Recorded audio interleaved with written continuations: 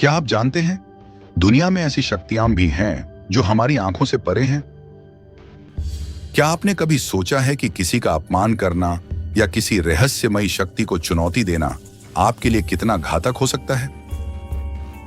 आज मैं आपको एक ऐसी कहानी सुनाने जा रहा हूं जो सिर्फ एक कथा नहीं बल्कि एक चेतावनी है, जिसे नजरअंदाज करना आपके लिए खतरनाक साबित हो सकता है। यह कहानी उन युवाओं की है जिन्होंने अंधविश्वास और अज्ञानता में एक गलती कर दी और फिर उनका जीवन कभी पहले जैसा नहीं रहा। तो तैयार हो जाइए एक ऐसी यात्रा के लिए जो आपको डर के अंधकार में खींच ले जाएगी, जहां सिर्फ चीखें गूंजेंगी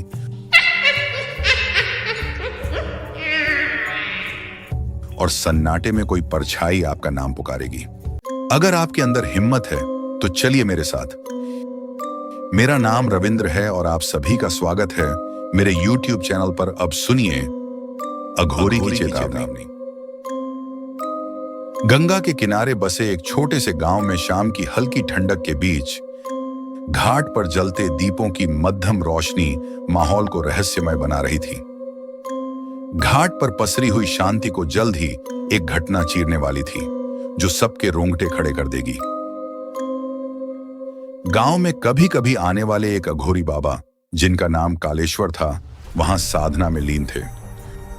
उनकी रहस्यमयी वेशभूषा और अजीब सा आचरण गांव वालों को आकर्षित भी करता था और भयभीत भी। कहा जाता था कि उनके पास अलौकिक शक्तियां थीं और वे अंधकार और प्रकाश के बीच की सीमा को समझते थे। शाम ढलते ही गांव के लोग अपने अपने घर लौट रहे थे। तभी कुछ युवा घाट पर आ पहुंचे। वे आपस में हंसी मजाक कर रहे थे और अचानक उनकी नजर अघोरी बाबा पर पड़ी। उनमें से एक युवक ने व्यंग्य से कहा, अरे ये वही बाबा हैं जिनके बारे में लोग कहते हैं कि ये काला जादू जानते हैं। क्यों ना इनसे कुछ सवाल जवाब कर लिया जाए। बाकी युवाओं ने उसकी बात पर ठाका लगाया और वे सभी अघोरी बाबा की ओर बढ़ चले। बाबा ध्यान मग्न थे। उनकी उपस्थिति ही किसी रहस्यमय शक्ति का आभास दे रही थी।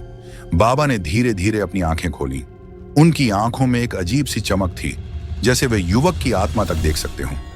बाबा ने शांत स्वर में कहा, जो जानना है पूछ सकते हो, लेकिन सम्मान बनाए रखना। युवाओं ने बाबा की बात को मजाक में लिया और खिलखिलाने लगे।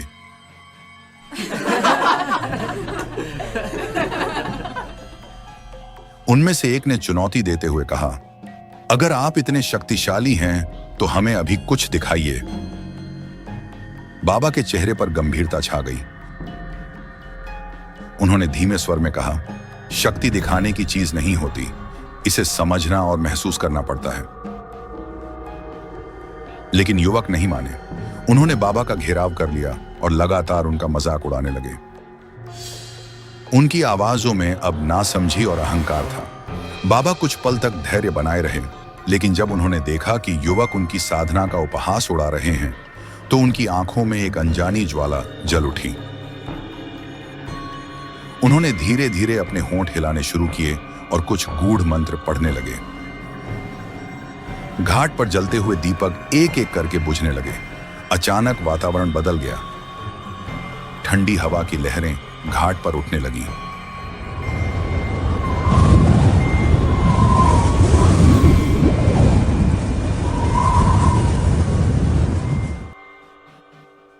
अजीब सी सरसराहट चारों ओर गूंजने लगी। युवाओं का हंसता हुआ चेहरा अब भय में बदलने लगा। तभी एक जोरदार चीख घाट पर गूंजी।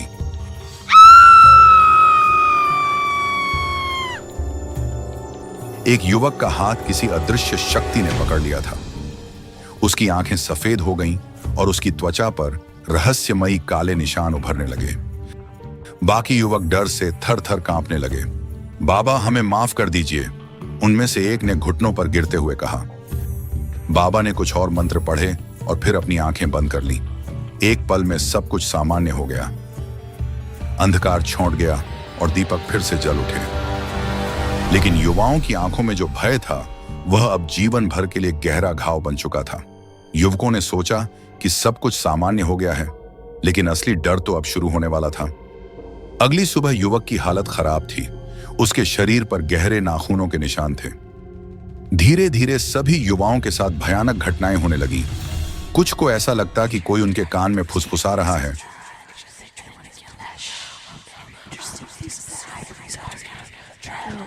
कुछ को छाया दिखती और कुछ को नींद में ऐसा लगता जैसे कोई उनका गला घोंट रहा हो। डर और घबराहट के मारे वे एक तांत्रिक के पास पहुंचे। तांत्रिक ने उन्हें देखते ही कहा, तुम पर एक भयंकर प्रेत का साया है, इसका उपाय कोई नहीं कर सकता। तुम्हें उसी अघोरी बाबा के पास जाना होगा और उनसे क्षमा मांगनी होगी। परंतु अब बाबा गांव में नहीं थे, वे महाकुंभ के लिए जा चुके थे। युवाओं के पास और कोई रास्ता नहीं था। वे अपने परिवार के साथ बाबा की तलाश में महाकुंभ के लिए निकल पड़े। लेकिन जैसे ही वे वहां जाने लगे, वह प्रेत उन्हें रोकने लगा। रास्ते में उनके वाहन रुक जाते, उनके सपनों में वह भयानक आकृति प्रकट होती और कभी कभी उन्हें खुद के ही प्रतिबिंब में किसी और का चेहरा दिखता। रात के अंधेरे में जब वे रास्ते से गुजर रहे थे, तो अचानक उनकी कार के सामने वही विकृत आकृति प्रकट हुई। उसकी आंखों से आग निकल रही थी। उसके मुड़े तुड़े हाथ लहराते हुए उनकी ओर बढ़े। गाड़ी का इंजन अचानक बंद हो गया और चारों ओर भयावह अंधेरा छा गया। युवाओं की चीखें रात की नीरवता में गूंज उठी। किसी तरह वे महाकुंभ पहुंचे और बाबा को खोजने लगे। अंततः उन्हें बाबा मिल गए। वे बाबा के चरणों में गिरकर रोने लगे और उनसे क्षमा मांगी। बाबा ने एक शक्तिशाली अनुष्ठान किया और प्रेत को नियंत्रित कर लिया। चारों ओर हवाओं की एक जोरदार गूंज उठी और देखते ही देखते प्रेत जलकर राख बन गया। वातावरण फिर से शांत हो गया। युवाओं ने राहत की सांस ली और हमेशा के लिए यह सीख ली कि साधना, आस्था और रहस्यमय शक्तियों का मजाक उड़ाना कितना खतरनाक हो सकता है। गांव में यह कथा फैल गई और कोई भी व्यक्ति फिर अघोरी बाबा का उपहास उड़ाने की हिम्मत नहीं कर सका। जैसे जैसे कहानी खत्म होती है, हमें एक गहरी सीख मिलती है। इस दुनिया में ऐसी बहुत सी चीजें हैं जिनका हमें ज्ञान नहीं होता, लेकिन इसका मतलब यह नहीं कि हम उनका मजाक उड़ाएं या उन्हें चुनौती दें।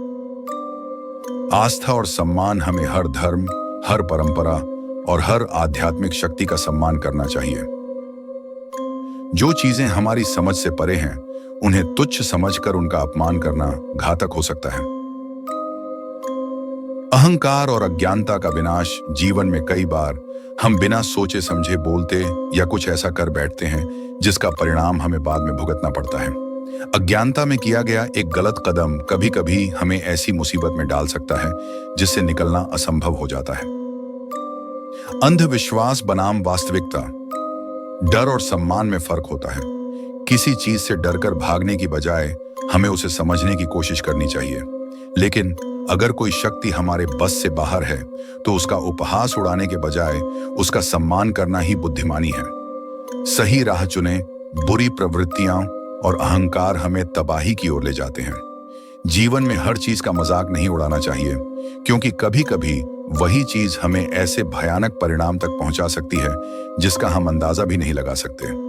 आओ इस कहानी से सबक लें और अपने जीवन में कभी भी उन शक्तियों को ललकारने की भूल ना करें जिनके बारे में हमें कुछ नहीं पता, क्योंकि अज्ञानता से जन्मी हंसी कभी कभी आखिरी हंसी साबित हो सकती है। क्या आप तैयार हैं अगली कहानी के लिए?